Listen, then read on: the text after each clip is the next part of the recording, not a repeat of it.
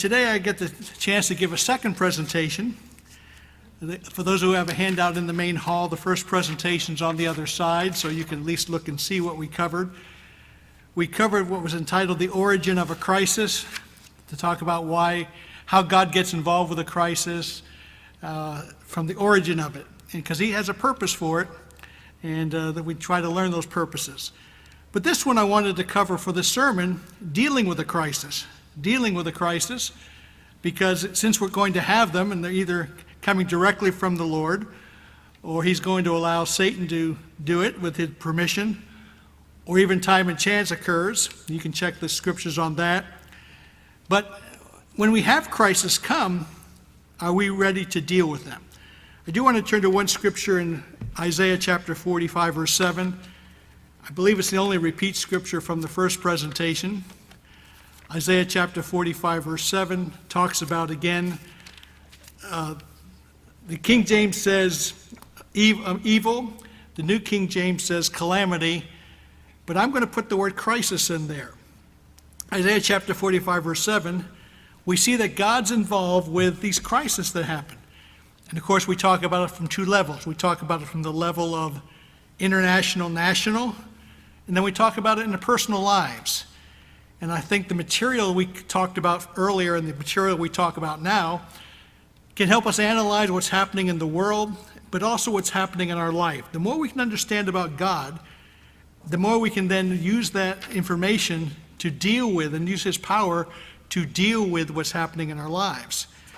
Isaiah chapter 45, verse 7, he writes, I form the light and create darkness. I'm reading from the New King James, which says, I make peace and I create calamity. I, the Lord, do all these things. So He gives us peace, He gives us blessings, but He also gives us calamity or crisis. And He has a purpose for that. Of course, we spend our whole life trying to figure out the value of a crisis, the value of a trial, the value of negative circumstances. We try to work with those things. And I want to turn now to 1 Corinthians chapter 10, verse 13. This was the first scripture I ever learned as a teenager. I mean, I probably heard all sorts of scriptures as a kid. You know, God so loved the world, I probably heard that. But as far as a scripture that I turned to and tried to receive comfort from, in which I did receive a lot of comfort from this verse, 1 Corinthians chapter 10, verse 13. And the reason why it was comforting to me is we all have our trials in life, you know, and mine was, again, losing my father. Which is interesting, after I talked about losing my father when I was 9, after services, I got to talk to Reg, lost his dad. What age were you, Reg? 12. Ron Avey was, how old was Ron? Do you remember? About the same. So again, people reminding me how young in life we lost some of our parents. And some of you lost your parents earlier than that. Some of you lost children, infant children. We've been through all sorts of things in life. And so my way of dealing with this when I was 9 years old and a little bit later was to try to find out this Bible was supposed to comfort us and help us. So one of the scriptures I learned, probably the first scripture I really learned, it says in 1 Corinthians 10, verse 13, no temptation has overtaken you except such as common to man. I would interpret that as saying my experiences are not unique. My trials are not unique. My temptations are not unique. My life, we face ups and downs, and we face challenges. But then what this says here, God is faithful. And now we have to understand how He's faithful. He will not allow you to be tempted above what you are able, but with the temptation will also make a way of escape that you may be able to bear it. One of my traveling sermons I haven't given in a long time because I gave it many, many times is God's deliverance. And I try to focus on how God delivers us many different ways. I think I focus on 5 different ways how God delivers us. And there could be many more we could talk about, but I may even bring that back again when I travel because I just love, one of my favorite things to talk about is how God delivers. He doesn't deliver all just one way. He delivers a variety of ways. And the more I can help educate people how God delivers, maybe I can do some good for them. But God will allow trials but he provides deliverance. So we're going to talk about dealing with a crisis. But before we do, Andrew left the screen down for a reason, because I'm going to be playing you a YouTube video. Now, I can't remember when I first saw this. I could look it up on my text. But I texted to a bunch of you about this guy's situation. And this guy's situation, he was in jail for 36 years. And he was proven innocent. And so I can just tell you right offhand, I had a very emotional reaction to it. You know, you had different reactions. In the first Bible study, I talked about Breonna Taylor, the young black girl who was shot 8 times, a misunderstanding over a raid into her house. And that one made me mad. That one made me mad. And this one, when I saw this one made me sad. Now, just as you know, the human body and the emotional body, the distance between mad and sad is very close. You may not realize that, but think about it, it's very close. But the one of that girl getting shot made me mad. This one made me very, very sad. But I wanted to share some of it with you. So at this time, his name is Archie Williams, and he's on the Steve Harvey show. I think this runs about 7 minutes, 8 minutes, I can't remember.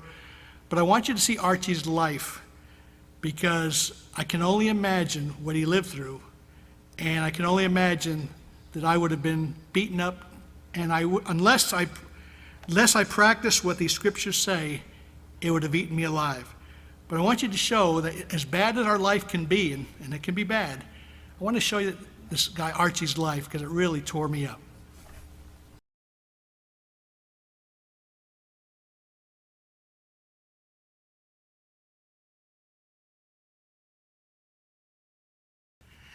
You know, 36 years, you know, I sometimes get distressed over false accusations against myself. I'm being honest about that. I can't stand false accusations. I can't stand when people tell lies. Either they believe the lies or they're making up the lies. I don't know which, but it just bugs me. I can't imagine going through what this guy went through. I mean, I guess I would have had to survive some way. But how would I have survived? How would I have dealt with it? I want to mention 2 main points here. Let's go to Exodus chapter 14, verses 13 and 14. Because we have to figure out the way of how to wait on the Lord and what are we supposed to do. That's a tough combination to figure out. How to wait on the Lord and yet figure out what we're supposed to do. See, Exodus 14, verses 13 and 14, you know the story about the children of Israel are going toward the sea, and they're going to be delivered. Of course, before they're delivered, the armies are gathering around them. If you remember what was said in Exodus 14, verse 13, Moses said to the people, "Do not be afraid." That's good. "Stand still and see the salvation of the Lord, which he will accomplish for you today. For the Egyptians whom you see today, you'll not see again. The Lord will fight for you, and you shall hold your peace." Waiting on the Lord, because we want to fix things. We want to make it better. We want to undo the wrong. And again, I think there's something we should try to do. But so how do we blend it together? How do we blend together standing still and waiting on the Lord? What should we do? Do we just sit in a rocking chair when we're waiting on the Lord? I've seen people sit back and lazily do nothing. I've also seen people try to do too much. And I suppose at different times, some of us have tried to sit back and some of us have tried to do too much. So what do we do when we wait on the Lord? James chapter 2 talks about faith and works. James chapter 2, verses 14 through 26, talks about faith and works. Waiting on the Lord implies that we should have some faith. We should trust in his promises. What does he say? But do we just only sit back and trust in him? What do we do? You might say, "Dave, I think you're asking a question that might take us a lifetime to learn." Dave, I think you're asking us a question that might take us huge trials to really get it down right. That's probably true. It's probably true. I think we go through our life and We can look back and when we did it well, and we can look back and when we didn't do it so well. But then we can look at some examples and see something like that, like Archie, and realize, wow, that's so much worse than what we had to go through. See, James 2, verse 14 says, "What does it profit, my brethren, if someone says he has faith but he doesn't have works?"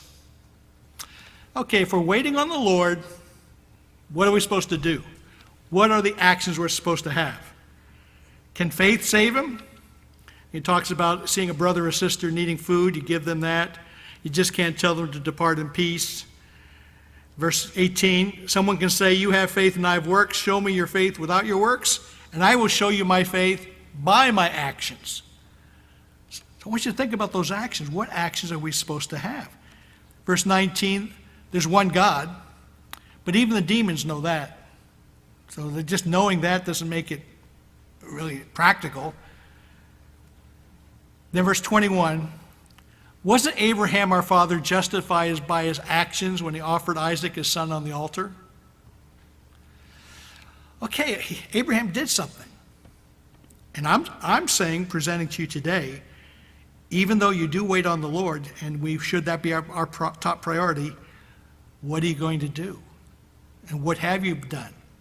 And what have you done wrongly? What would you do better? What have you done successfully? It also talks about in verse 25, didn't Rahab, the harlot, what works did she do? Well, she did good. She did good. She justified, she lied to save lives. And she's touted as a hero because she didn't lie to fulfill lust. She didn't lie to hurt other people. She lied to save lives. And so James is calling her kind of a heroine here, because here she did the right actions. So what actions could we do? What actions? So I just did some thinking about it, and I just want to give you some suggestions to think about. I'm going to give you two. One's found in the book of Numbers, Numbers chapter 13. Numbers chapter 13. I've mentioned this from time to time, but I really want to dwell on it now. Numbers 13, verses 26 through 30.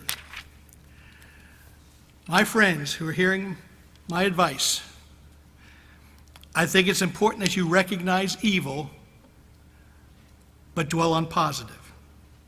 Recognize bad, but dwell on good. I say that because some believers think you never recognize any evil. You just always assume that everything's good. You trust everybody. Believers trust everybody. If somebody says it, they believe it. And, you know, friends, we have to be able to recognize negative. But we have to also dwell on positive. So I want you to be students. I want you to be questioning, evaluating. It doesn't even have to be meanly.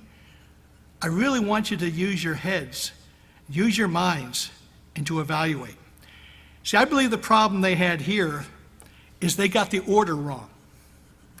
They talked about the good, but then they got consumed by the bad. Notice here in verse 26. Now they departed and came to Moses and Aaron and the congregation of the children of Israel in the wilderness. They brought back word to them and said, "Look at this fruit. Whoa, this fruit is fantastic. We went to the land where you sent us, and it flows with milk and honey. Look at this fruit. But, however, the people there are strong. The cities are fortified. They're very large. They're the descendants of Anak. And the Amalekites are there, and the Hittites are there, and the Jebusites are there, and the Amorites are there, and the Canaanites are there." They just got consumed by the negative. And Caleb saw what was happening, and he quieted the people. Let's go. Let's fulfill the promise. Because I believe the difference between the other spies and Caleb was, while I think it's appropriate to recognize the negative, it's called counting the cost. Jesus said you count the cost. But when you count the cost, you look at the promises afterwards and you march forward. So I think it's good to recognize the negative in presidents and congresspeople and judges and health workers. But if you only get consumed by the negative, you're going to be one miserable person. You're going to be terribly miserable. But on the other hand, I don't want you to be blind as bats. I want you to be following the advice of recognizing things. Friends, that's what we do in our friendships, okay? Those of you who tolerate me, okay, you recognize my negative. But in the emotional bank account, I've given you enough positive that you can overlook my negatives. By the way, it works for me to you, so that's what relationships are. That's what relationships are. Relationships are not being fooled by people, not being in awe of people, but truly recognizing. In other words, friends, I know you well enough. I know some of your warts, and I love you anyway, you know? You see my warts, and you love me anyway. But again, so we don't want to be fooled. We want to be alert people, recognizing the negative, recognizing the reality, and then dwelling on the positive. Now, someone would say, Dave, would that really work for 36 years? Well, I just know that that's what I would try to do. I haven't been in Archie's shoes. I have not been in Archie's shoes, but that's what I would try to do. I would know about which people to avoid. One fellow friend of mine died. He went to prison and was over child support, and it seemed really bogus. But he told me about being in prison, and he died. I was going to have a fellowship club, inviting men to come and women, if they knew, to be ready for hearing some rough stuff. That's what I was going to do. All you men are welcome. If you women can handle rough stuff, I was going to let you take responsibility for your decision to come. But he talked about being in there. He talked about what it was like being in prison. He had one funny story to tell. Apparently, some of the guys liked him, and there was a mean guy. He was mean. He was cruel to everybody.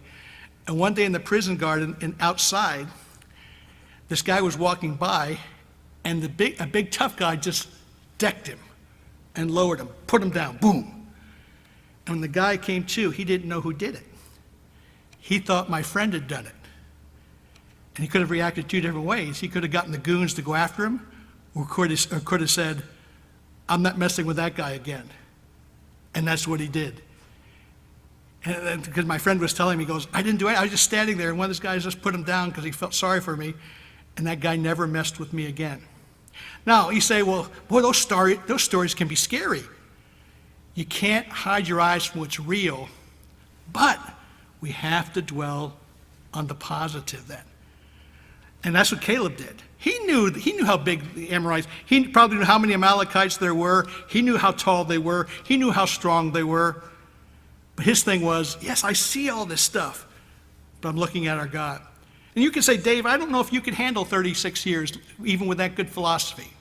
And you know, I don't know. I would have to ask God to make it happen. But I would try hard. I would try really, really hard to make it happen. I would try really hard to, as I would size up the challenges, I would size up what people to be away from. I would size up what circumstances to be away from. And I would ask God to help me in every step along the way. And that's what I'm advising you. That's what I'm recommending to you. To recognize the challenges of your work, to recognize the challenges of your family, to recognize the challenges of whatever you're going through, to recognize the challenges of what places to avoid, what cities to avoid now at certain times when certain things are happening. Recognize your challenges, and then as best we can, to focus on the positive. Now, there's a scripture in Philippians I'm not going to take the time to because I want to show the next video here in a minute. But that says, I can do all things through Christ who strengthens me. So I would want to call upon God to deliver me, but I would try to make good choices. And let me mention this to you. This video may go a little long, so over my time, but I want to mention this. I learned back in the 1960s, no, excuse me, the 1990s, when I was going through some challenges like we all were, we're all going through challenges, certain things really helped me. And here's something that helped me, and it was actually a movie. So it's a fake movie. Some script writer wrote it, and he wrote it. It's not from the Bible. There are better words in the Bible. And I won't tell you what the movie is. When I saw the movie over and over for a while, I saw the cleaned up version, meaning not the language. One day when I saw the language version, I couldn't believe it. They were saying the F word almost every other word. So it's like, I'm glad I saw the cleaned up version. But it was about a police officer who was falsely accused. And in the end of the movie, at the end of the movie, when they finally figure out who was the guy who was the really bad guy in the deal, at the very end, he picks up a gun. It's a pretend movie, okay? It's pretend. But it also has very dramatic music, very dramatic imagery, very dramatic message. So he picks up the gun, and he's looking at the guy who did the wrong to him. And he aims it at him, and all the policemen standing around, knowing you shouldn't let this guy shoot that guy. But they all stood back like, if he does it, the guy deserves what he gets. And so, of course, the police officer who was wronged put the gun down and didn't shoot the bad guy. And in that movie, there was a line written that was really helpful to me. It says, when your friends betray you, sometimes the only people you can trust are strangers. I know it's a made-up line and a made-up movie, but that line really helped me because I've learned a lot from strangers. I've learned a lot from people I never met before. And I'm telling you, when you're going through a tough situation, when you're looking for God's answers, when you're looking for God's help, you'll still get help from your true friends, you'll get help from your family, but I hope you're looking for help from strangers, because God will talk to you through a stranger, God will help you through a stranger, and that make-believe line a long time ago was very helpful for me. So when you're going through a crisis, yes, you wait on God, but then you take actions. And I want to show you I want to play this next video of Archie. Maybe some of you had seen this, maybe you didn't realize who it was, but he was on America's Has Talent. And you're going to see him sing on this show, and finally, after 36 horrible, horrible years, he finally receives a lot of love from people. So I'm going to conclude this message with dealing with a crisis. Maybe we can learn from people like Archie. We can certainly learn from the scriptures I read. But God will help you through people, and he'll even help you through strangers.